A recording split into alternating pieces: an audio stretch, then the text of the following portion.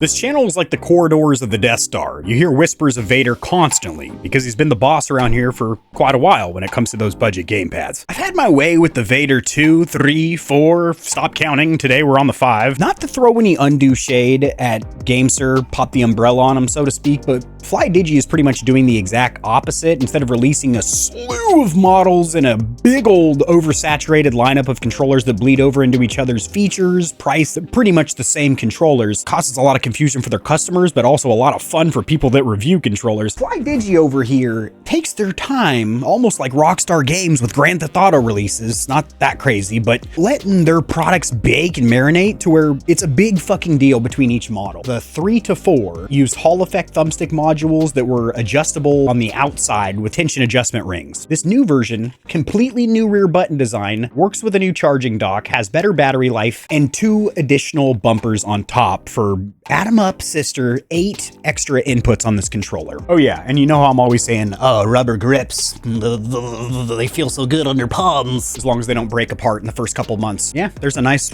supple rubber grip thing going on here. But it's not all perfect in paradise, and I do want to rip your bitch ass off that cloud that you're floating on for just a second, so we can look at one glaring issue with FlyDigi controllers, not particularly this model, just the company as a whole. In this video, I'm going to go over the differences between the previous Vader 4. It's a damn good controller. It is linked down there. I do recommend it. But without further ado, let's do a comprehensive review. The Vader 5.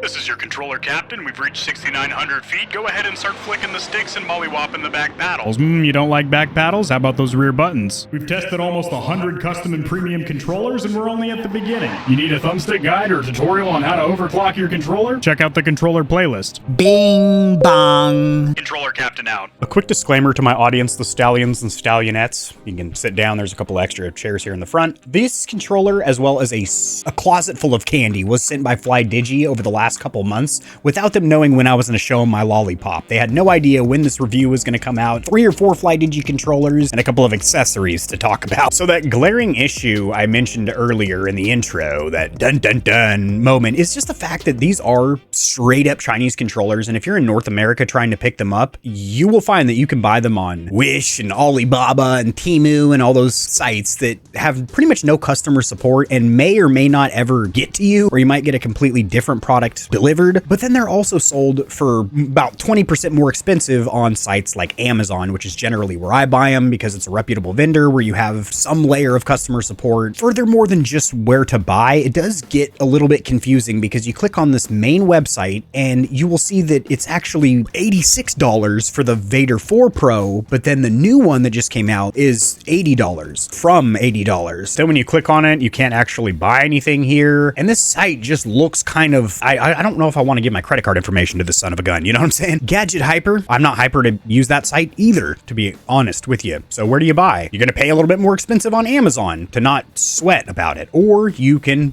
buy these controllers. You can find these suckers on Wish, Temu, all the ones I just mentioned earlier. As far as packaging, included accessories, it is very similar between the Vader 4 Pro, which I've previously reviewed, that is linked in the description below, then the Vader 5 Pro. We also have a couple of charging docks. You had the previous 2 dock and then the 2 Pro. It would have been nice if this was called the 3 or something to differentiate it a little bit more in the model lineup than just the 2 and the 2 Pro, considering there is a price difference. This charging dock, as well as the Vader 4 Pro, is going to be given away. The first Stallion or Stallionette to trot their hooves down there to the comment section and type Vader will be receiving this charging dock and this Vader 4 Pro. I do ask that with all the tariffs and customs weird stuff that you are in North America, to keep things easy peasy squeeze the lemon. The Vader 5 Pro has a couple of cutouts where its nipples can peek through to show you that it is here to play. This is a very light weight. This feels like I'm holding nothing. This is the FlySync dongle, which is going to allow you some pretty freakish wireless speeds. We'll be testing those later. About a 1-foot rubber USB A to C cable, no dust covers on either side.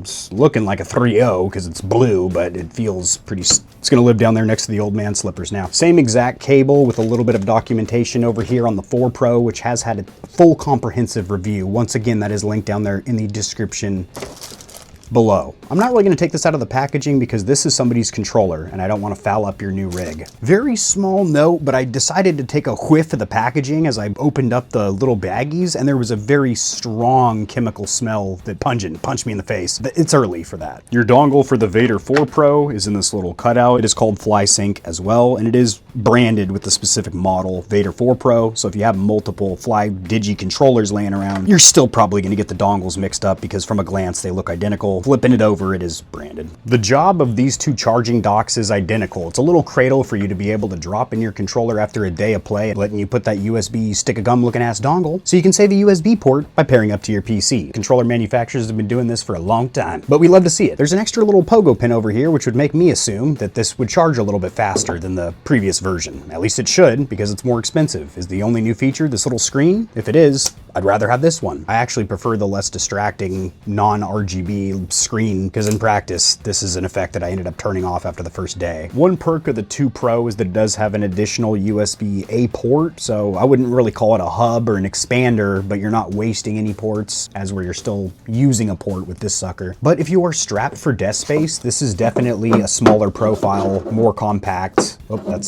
there we go. Rubber feet down. And honestly, I think looks better. General differences between the 4 and the 5. Yes, this is the limited edition black flag. It looks so fucking good, but it's still a Vader 4 Pro. The internet told me significantly lower latency. These 2 additional shoulder buttons. Improved grips, they're rubber, not stippled plastic, and a higher battery capacity. Go ahead and pop that milliamp hour right up on screen for them. AI might be fine massaging the surface, but I want to go a little deeper with these 2 units. I want to touch every bit, bob, and component to find out what is truly different. First of all, cosmetically, this has a little bit of a galaxy speckle pattern on the chin piece. That looks cool. The accessory buttons, that being your start and select or pause and options, is closer together on the 5 versus the 4. Go ahead and take a peek at her undercarriage. You're going to see 2 accessory buttons.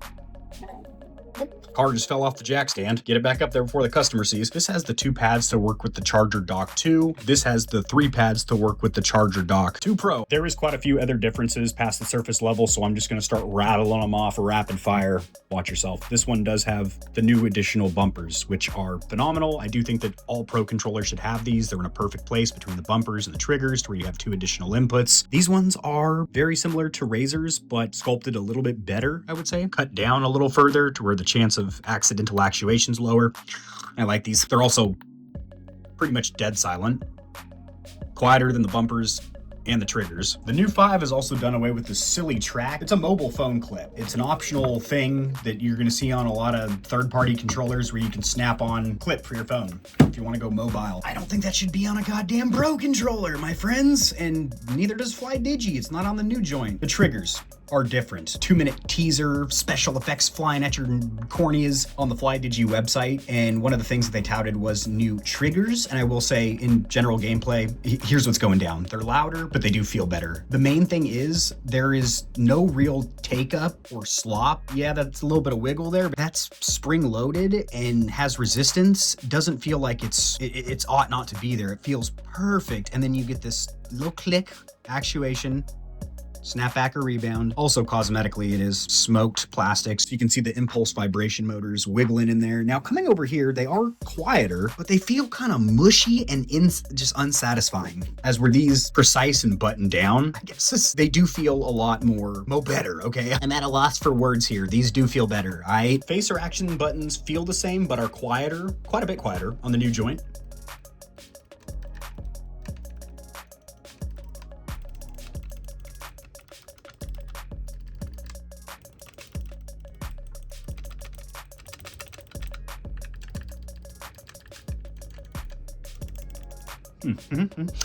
C and Z buttons way quieter and sound better over here on the new one. Almost silent. Check this out. That was always a complaint of mine on a Pro controller, my friend. Toys R Us status. This one, crisp, clean. Dpad is a new design. Instead of this hybrid, which is a 4-point and a wheel, tons of side-to-side player wiggle. No real complaints, it works, but I'm not gonna write a letter to Nana about it. This one, I might bust out the parcel. The plastics feel nice. It is a little bit quieter, and I'm gonna be honest, I'm not a huge fan of the D-pad on either of these. They get the job done, they work, but it's not the best D-pads in the world. On the PS5 side of the house, I do like the AIM digital D-pad, the Razer V3 Pro, and the Victrix Gambit wireless offering for PS5. Those are my 3 favorite D-pads. But yeah, these are there, and it is better on the new one. I enjoy it too. Fun for both of us. The new controller is coming in at 290 grams, and the V4 Pro Vader is 268. I don't think there's any weight difference between the limited edition. Not like the paint's gonna make it heavier. Do not do what I almost did. Can you tell if there's 2 paddles in there from a distance? Yeah, there is. You could accidentally throw those out pretty easily. I do like what's happening in the rumper took is substantially more. It is removable for the bottom 2, and this lineup, this layout is a lot more better, I would say. Doing a light durability test of the AC Black Flag, she took a face plant. It still looks good. Little plastic peg slides in this track. Also, the accessory mode slider toggle is different. Instead of a circle, dongle, Bluetooth, and NS for Nintendo Switch, it is now a much more satisfying, yeah, I could do that all day, better feeling toggle back there. I'm gonna give you a quick demonstration about why these buttons are way better than the previous design. You can cover all 4 of them, 2 on each side with just your middle finger, or like this. So you can literally hold it both ways, like that or like that, and they are removable. As we're over here, covering all 4 simultaneously, how you gonna do it like that? That felt weird. It was a lot like the Scuff half pipe wedge. The only thing I don't like is I think they can be sculpted in, these bottom 2 removable, to be closer into the shell, because there is a little bit of gappage there, unrequired gappage. Getting the software application, I just typed in Vader 5 controller app. Software downloads over here. Excuse me, for Apple, iOS, and Android devices. Then you have FlyDigi Space, which is the actual application for PC, and it tells you what, I don't need that pop-up, fuck off. It tells you what controllers are supported. Kind of hard to read these here, so I'm gonna go like this to highlight it. This font's pretty much impossible to read on this background, but it does tells you what controllers are supported. Vader 5 Pro is not on any of these. You're telling me I don't have an app for my new controller? I'm just gonna download Space because it probably does work. I have had this application installed a bunch of times in the past as I've given you tours or walkthroughs with previous FlyDigi controllers. Must have just uninstalled it because I wasn't using any FlyDigi controllers recently. I was trying to clear up some extra headroom in the hard drive or something. I don't know. I don't have an excuse for you, but the new version is installed. All right, go ahead. Sweet. So these are the controllers that are supported in this application. There is no 5, but I'm not worried about that. So same pretty subpar pamphlet, instruction manual, but it does have a QR code that takes you to a more in-depth manual. I'm just looking for what application this uses. Fine print, with your fine ass. FlyDigi Space, which we just installed. All right, we are connected, my dear. Right here, Space Station 4. Latest version, Space Station 4 for Apex 5. So there is a separate application. You just gotta go digging for the sucker.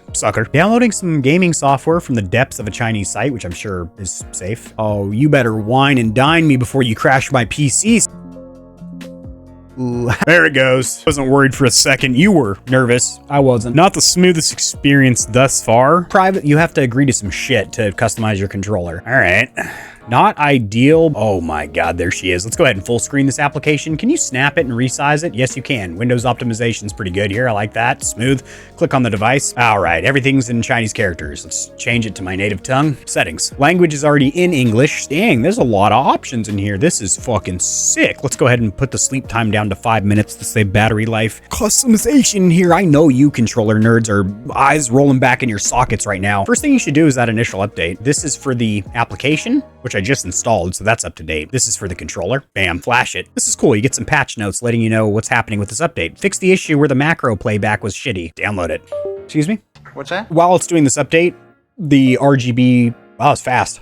The RGB light was going. Okay, it's disconnecting, reconnecting. That was effortless to do the update. Some controllers on the channel you've seen get the better of me. I'm stuck in an update limbo. It bricks the controller. I cry. These are Chinese characters because they're the profile names. I could technically just rename you something like Johnny B. Hood. Oh, only up to 10 characters. I was too long for. So with the 4 onboard profiles, you can swap them. So we're just gonna work off of profile 1, which you can duplicate. You can apply to the Nintendo Switch toggle switch. So in the back, you'll you'll have separate profiles for Nintendo, separate ones for PC. I like that quite a bit. Starting in the top right, if you click on test, this is a diagnostic tool and it will register every button that I'm pressing and let it just kind of float on screen for a second. Pretty cool. To exit that, go ahead and click on this drop down thing. Feedback, if you have any complaints or praise, that's where you give it. Common, this is all of your customization that doesn't fall into any of these other tabs. Your RGB lighting, by default, it's doing kind of a spectrum cycle, but you can make it dynamic glow, breathing, which is fading in and out, steady, which is static. I'm gonna go with steady, brightness 30. Make her teal for me one time, why don't you? Something like that. A little blue-green mix for me. One of the two Gamer Heaven colors. You know the banner well. 30% brightness, that's good for me. Save a little bit of battery life. Still pretty damn bright, actually. It does happen in real time as well. You don't need to hit apply. As I'm dragging the slider, it is making the adjustment.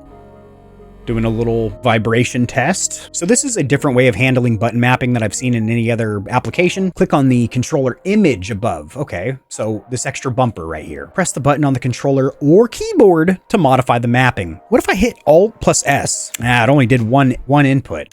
See right there, I tried to do two keyboard. I tried to stroke F and D. It only did F. So no multi-inputs here with keyboard. That's unfortunate. The Razer I just reviewed, the 8K, she could do that. Might be a deal breaker for some of y'all. But just pressing B over here on the controller, it's done now. You can also activate turbo, in case you don't know what that is. You hold down a button and it's automatically spam or repeat pressed for you. Do that in multiplayer, you're a dirtbag. Macros, this lets you do a string of inputs. So if you want to press a button and do 7 button presses, throw up a building in Fortnite in somebody's face with a stroke of a key, you can do that as well. Special over here, pretty limited. Mouse wheel, scroll up and down, and then left and right click on the mouse. Some other software programs on PC do let you launch programs, control the lights in your room, Spotify music, all kinds of craziness. You do not need to press apply or save anywhere. As soon as you hit these, it is automatically moving on to the next button. You just click them. The joystick tab is indeed your thumbsticks. By default, your thumbsticks are mapped to your joysticks, but you can make them keyboard or mouse inputs as well. Why you would want to do this is if you're forcing compatibility in an older game that didn't have gamepad support, it only let you use mice. So you can fool it into thinking when you move that right thumbstick, you're sliding a mouse. I'm sure there's also some other nefarious uses for this, but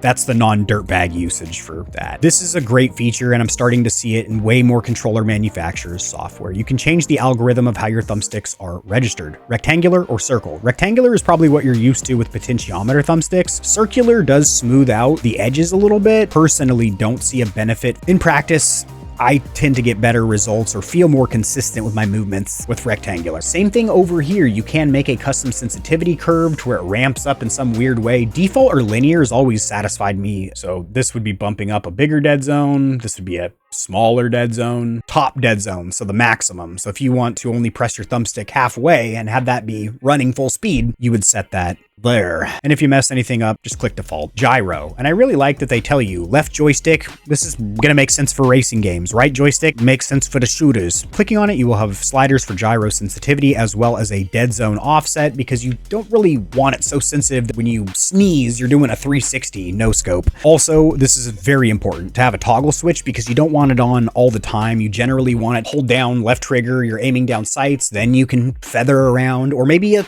secondary button like this extra bumper up here to where you can aim down sights, do a big snap aim off to your right where you hurt an enemy, but then do a little finite gyro movement and line up that face click. That all sounds like a lot of steps, but for you rapid controller players, it's just another day in the office. And if you don't want this bound to anything, you don't want to use gyro, hit close. Trigger. This is your new triggers. You do have maximum and minimum dead zone, so how far you have to pull the trigger before it's registered. You do have vibration intensity for the impulse motors, the tiny ones in the triggers, not the rumble forces in the palms. Shielding, which has to do with sync, I guess. I'm not gonna mess with that. Pretty darn good application, and it's only for this controller. About to test these thumbsticks in GPT gamepad tester, but before we do, I just want to go ahead and show you that all the settings are default. The linear power curve over here, the dyno shows you that it's linear. And I am in rectangular. We will switch it over to circular to see what that does for our test. Boom. We are recognized as an Xbox 360 controller for Windows. That is standard. We know that. Oh my fucking God. These are some crisp-ass sticks. That's why I breathed as if I was being pleased by them, because I am quite pleased by what I'm seeing. There is virtually no dead zone here, unlike the Razer 8K that I just reviewed, which before calibration, I had to crank up the dead zone slider to 9 when playing Arc Raiders, which is my game of choice. Pretty much the only game I'm playing right now on PC and PlayStation 5 with controllers and mouse and keyboard. This feels freakishly responsive, breaking that inner dead zone. I can tell that these are some high-res sticks here. Go ahead and test the circularity. Yep, that is because they are in that square or rectangular mode. Let's go ahead and change them over. Hey, oh, I only did it on one stick. That's cool that you can do that. I'm still in rectangular mode, so I can give you a real demo of circularity tests between rectangular and circular thumbstick modules. Although I did a video just doing that 2 years ago, showing you how to do all this shit that I do in my videos so we can all have fun together. Another thing I want to show you in the software suite is the fact that there is no adjustment for polling rate. You can't overclock it here or anything. So I'm assuming that we're on a nice juicy 1000 hertz wired. Minimum and maximum kind of far from each other. Jitter looking good. 1000 hertz for a 1 millisecond of input lag or delay. Pretty consistent. Let's run a few more because that is one of the new things about the 5 over the 4 is an increased polling rate, which I will say, very consistent with these polls back to back. Very nice to see. No weird issues. It's just showing me, boom, 1000 hertz every time. Minimum and maximum, pretty far from each other. That's because I had some outliers. It was a little jerky and jacky with my wrist. So let's keep smooth on that thing. That was not smooth on that thing. 7 outliers. Jesus. I see what's going on here. Because these are very sensitive, responsive, high-resolution thumbsticks, these outliers are at the beginning, meaning as soon as I start doing the circle, I'm not doing it fast enough. Let me get crazy with it. Still suck with it. Yeah, it's still that initial burst at the beginning. Nothing I'd be worried about. Gamepad LA, I like to compare this with X input, make sure that we are getting consistency. 1 and enter, 1 and enter. Rotate the left analog stick. Don't stop once you start. He is fast. I appreciate that. But how I'm going to be playing this controller 90-something% of the time, unplug me, go wireless, untether me, unchained. Where that little dongle at though? I just accidentally picked up the Razer 8K dongle, and I just want to mention again that this FlyDigi dongle feels like it's like a toy or something. It's very light. Plastics feel kind of like I could break them. Doesn't really matter though. It's a dongle. If you plug it in, don't touch it. So obviously slower using the dongle, but not that much slower. I am still seeing a ton in the majority of the numbers in this entire 1000 sample test are around 1 millisecond of input lag or delay, which is actually pretty close to that in X input test. Yeah, the majority of that test when I was stroking the tip of my joystick was 1 millisecond. Yeah, it's showing 1000 hertz with that FlySync dongle as well. So very fast speeds with the dongle. Now in the Lord of Mice overclocking software, I did try and push past 1000 hertz both wired and with the FlySync dongle, and I didn't see any benefit, but I also didn't see any weird issues, cons. It didn't break the controller, didn't introduce any inconsistency issues, but there was no point to it, so I don't recommend overclocking this controller considering it's already freakishly fast wired and with the dongle. We've been looking at tech specs and individual parts of this controller, but I want to give you the raw, guttural feeling when you're getting nitty-gritty on the sticks with this controller. Mi hombre, it feels fucking amazing. I'm gonna be honest with you. This is, if I were to host some kind of end of year event, Gamer Heaven Controller and Real Game Awards, something like that, this would be hard pressed to not take the crown for the best overall controller this year, considering it's everything we liked from the Vader 3, the Vader 4, for the same price with the same weird issue of where do you buy it? Down some back alley like AliExpress? Or do I pay 20% more and get it a little faster through something like Amazon? All that matters is that you get the sucker, and when you do, it's got a new charging dock that you probably won't be using as much because the battery life's increased. You've got 2 additional bumpers, which I wish would be on all Pro controllers because they're in such an ideal place to have additional inputs. Also the C and Z buttons where you can kind of roll your thumb and hit those 2 action buttons. Those are in a good place and they're now substantially quieter. Overall, this is a fat enhancement or revision over the previous version. Saving the best for last, the ass of the video, I'm loading it up with something juicy that you should know about. The thumbstick modules on board are not the same as the FlyDigi 4. At least it's claimed from the manufacturer to be different. In their little teaser trailer, which I'm overlaying for B-roll right now, it's showing these insanely advanced looking thumbstick module to take the drift-resistant features we like of Hall effect technology and then increase it by having virtually no physical components because the recentering spring is also not there. So it's a full-blown breaking connectivity of magnets that registers your input on the modules versus anything like a potentiometer has, contact patch, or the potentiometer sensors. But the Vader 4 modules were already great, and the 5 has apparently enhanced on that. The only way to truly know is to pop the top on both of these. For me to disassemble, risk destroying two of my favorite controllers, the Vader 4 Pro, the Vader 5 Pro, which I just got, and it's my favorite controller right now. But I'll risk the biscuits off both these baddies by taking them apart bit by bit for your entertainment. All I need to know is that that's something that y'all are interested in. So like the video, drop there in a comment section below. Take apart those Vaders. I want to see them thumbstick modules. The craving is there. I will do that. I do recommend this controller. For those of you that do want to go a little deeper, I will take it apart in an upcoming teardown if that's something you want to see. Thank you so much for watching the video. Drop in the comment section below your opinion of this gamepad.